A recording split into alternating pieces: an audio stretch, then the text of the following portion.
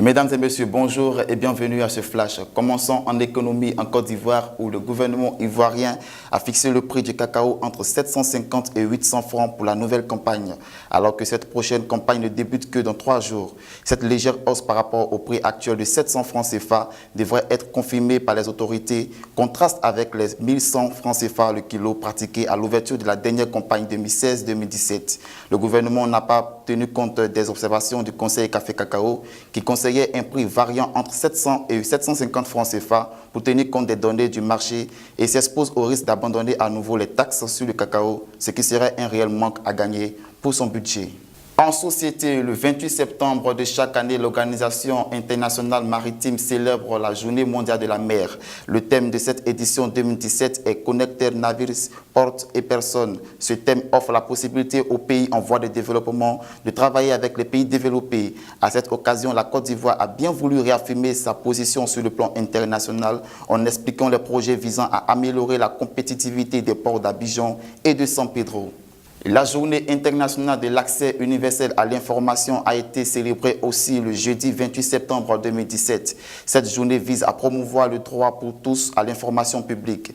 La communauté internationale reconnaît le droit d'accès à l'information publique comme étant un droit humain nécessaire pour la protection et la jouissance des autres droits, y compris le droit à la liberté d'expression. Ça a été l'occasion pour le ministre de la Communication, de la Poste et de l'économie numérique Bruno Nabagné-Koné de réitérer l'engagement de la Côte d'Ivoire. En sport, Jacques Anouma rachète l'AFAD et vire Francis Kako, le président du dit club. En ce qui concerne la raison officielle des départs forcés de Francis Kako et du vice-président en charge de la sélection football professionnel, le directeur sportif de l'AFAD, Kessie Clovis, n'a rien laissé filtrer après maintes interrogations. Comme échappatoire, il a affirmé que l'ex-président de l'AFAD s'adressera à la presse au moment opportun pour donner les raisons de son départ. Selon un courrier signifié à la Fédération ivoirienne de football le mercredi 27 septembre 2017, Jacques Anouma aurait aussi éjecté le staff technique du président Francis Kako.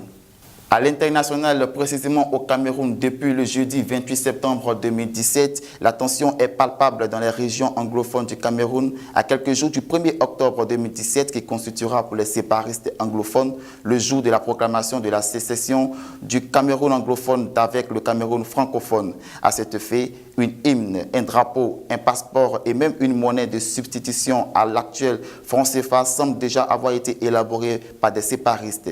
Cette situation inquiète les populations de Bamenda, Bouéa, Koumbavoir, Yaoundé où d'ailleurs le dispositif de sécurité a été renforcé. En Espagne, à l'approche du référendum du 1er octobre en Catalogne, les organisations populaires indépendantistes ANC, Assemblée nationale catalane et Omnium ont appelé le jeudi 28 septembre 2017 la population catalane à croiser le fer dans un esprit de paix et dans un calme avec les autorités madrilènes qui envisagent contre Manu Militari la tenue de ce scrutin référendaire. À cet effet, il sera déployé 4000 policiers répartis dans les 500 bureaux de vote. Notons que le président de la Généralité de Catalogne, Carles Puigdemont, a qualifié d'antidémocratique l'attitude de Madrid. Un mot en religion pour refermer ce point de l'actualité. Au moins une personne a été tuée et 7 autres blessés lorsqu'un tireur a ouvert le feu dans une église du quartier d'Antioche, en banlieue de Nashville, à Tennessee, dimanche matin.